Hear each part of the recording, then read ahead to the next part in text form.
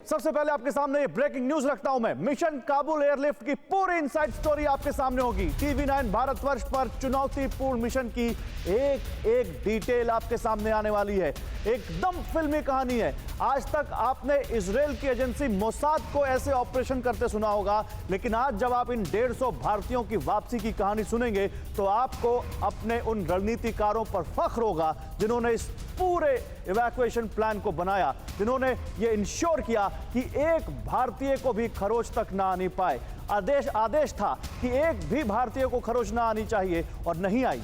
150 भारतीय, ये पूरे भारतीय जिनके ऊपर पाकिस्तान की बुरी नजर थी, जिनके ऊपर पाकिस्तान में मौजूद आतंकी संगठनों की बुरी नजर थी, वो हाथ मलते रह गए और इन 150 भारतीयों की शानदार तरीके से, बेहद खुफिया तरीके से वापसी कराई गई दिल्ली। ये जो आप देख रहे हैं C-17 ग्लोब मास्टर, इसी से ये 150 भारतीय वापस आए शाम को 7 बजे के आसपास हिंडन एयरबेस, 5 बजे के आसपास। और ये तस्वीरें उसी की हैं जो हम आपको दिखा रहे हैं। और इन तस्वीरों को देखकर अब आपको इसकी इनसाइड स्टोरी जाननी चाहिए। वो इनसाइड स्टोरी जो हम आपको बताएंगे कि कैसे काबुल दूतावास से लेकर वो 10 मिनट का रास्ता जो एयरपोर्ट तक आता है घंटों में तय किया गया।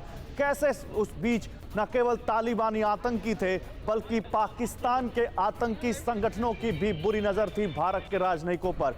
कैसे उन सब को धता बताते हुए, कैसे उन सब के प्लानिंग को फेल करते हुए भारतीय राजनयिकों की, भारतीय नागरिकों की सुरक्षित वापसी कराई गई और उन सब को अपनी सरजमी पर लेकर आया गया। ये बहुत फिल्मी कहानी है। ये इनसाइड स्टोरी आपके सामने हम लेकर आते हैं। और देखिए, इसको हमारे सामने आपके साथ जब हम शेयर कर रहे होंगे, जब आपको बता रहे होंगे, तो मेरे साथ TV9 भारतवर्ष के संवाददाता मनीष झा भी होंगे। उनसे भी हम इस बारे में बात करेंगे।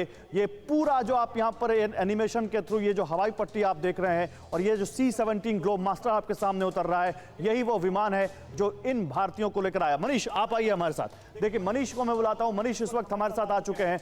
मनीष, ये फिल्मी कहानी, इससे पहले कि हम शुरू करें, जरा आप इसका लब्बुलवा बताइए कि कितना बड़ा मिशन है। जी हाँ, बिल्कुल गौरव। देखिए, सबसे बड़ी बात तो यह है कि आज जब आप देखते हैं कि 150 भारतीय काबुल से सुरक्षित यहां पहुंच गए हैं, अपनी जमीन पर पहुंचे हैं, तो निश्चित तौर पर जो बात आपने कही कि एक फिल्मी कहानी है, ये किसी भी हॉलीवुड की टॉम क्रूज की फिल्म से ज़्यादा बड़ा मिशन था ये, जिसे अंजाम दिया गया। और इस अंजाम देने के पीछे कई घंटों की एक ऐसी मेहनत थी जहां दिल्ली और काबुल के बीच एक एक सेकंड का अपडेट लिया जा रहा था, क्योंकि हमने अपने दर्शकों को बताया कि प्रधानमंत्री मोदी का फरमान था कि इन्हें लाते समय एक खरोच नहीं आनी चाहिए। और ये ईश्वर का शुक्र है कि 150 भारतीय पूरी तरह से सुरक्षित होकर स्वदेश पहुंचे थे। और इस मिशन को जब अंजाम दिया गया तो जिस ग्लोब मास्टर को आप देख रहे हैं, इस ग्लोब मास्टर को तो एयरपोर्ट तक भेजा जा सकता था, लेकिन पहली चुनौती थी कि आप याद करिए कि जब अमेरिकी ग्लोब मास्टर के ऊपर में C-17 के ऊपर में लोग चढ़ गए थे तो ऐसी हालत ना आए। पहले तो यह था कि एयरपोर्ट पे कैसे पहुंचेगा, लेकिन सबसे बड़ा मिशन था कि काबुल में जो भारतीय दूतावास है वहां पर जो कैंपस में 150 लोग हैं, उन 150 लोगों को कैसे आप इस ग्लोब मास्टर तक लेकर आएंगे।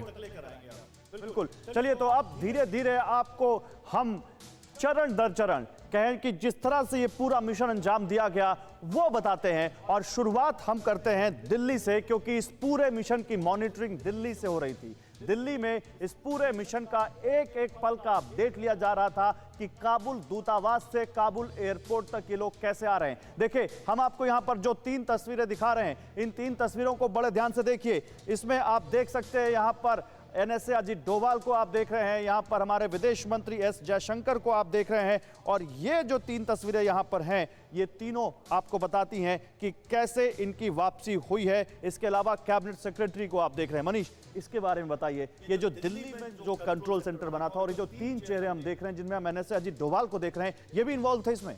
जी हाँ, बिल्कुल। देखिए, दरअसल जैसे ही 15 अगस्त को काबुल में तालिबानियों ने कब्जा किया और हम यहाँ अपनी आज़ादी की 75वीं सालगिरह मना रहे थे, उसी समय प्रधानमंत्री मोदी ने यह कहा कि हमें इन 150 भारतीयों को सुरक्षित वापस लाना है ताकि इसमें आंच भी नहीं आनी चाहिए।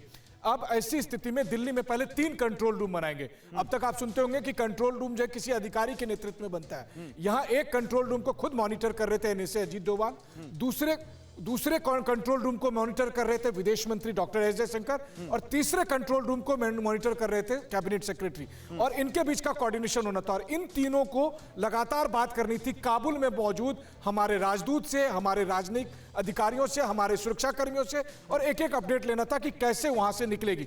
अब पहली व्यवस्था करनी थी कि आपको कैंपस से कब निकलना है, एक टाइमिंग सेलेक्ट करना था। दूसरी बात करनी थी कि एयरपोर्ट, चूंकि हम सब जानते हैं कि एयरपोर्ट पर अमेरिकियों ने वहां पर सिक्योरिटी देख रखी थी, तो आपको अमेरिकी सरकार को भी इसमें इन्वॉल्व करना था कि जब हमारे लोग एम्बेसी से निकलेंगे और एयरपोर्ट पे पहुंचेंगे, ठीक उसी समय हमारा विमान एयरपोर्ट पर रनवे पर आएगा, क्योंकि दुनिया भर से विमान वहां पहुंच रहे थे। आपके पास हार्डली आधा घंटा 1 घंटे का समय था, और उसी समय ये सारा ऑपरेशन अंजाम देना था, और इसका कोऑर्डिनेट करने के लिए ये तीनों लोग दिल्ली में बैठे मौजूद थे। यानी आप कह रहे हैं कि राष्ट्रीय सुरक्षा सलाहकार, विदेश मंत्री और कैबिनेट सेक्रेटरी अगर इसमें इन्वॉल्व थे, तो जाहिर सी बात है कि पीएम को पूरी रिपोर्टिंग हो रही होगी, एक पल की रिपोर्टिंग हो रही होगी, और पीएम का ये आदेश था कि एक को भी खरोच नहीं आनी चाहिए। फिक्र आपकी, सोमवार से शुक्रवार रात 9 बजे सिर्फ TV9 भारतवर्ष पर।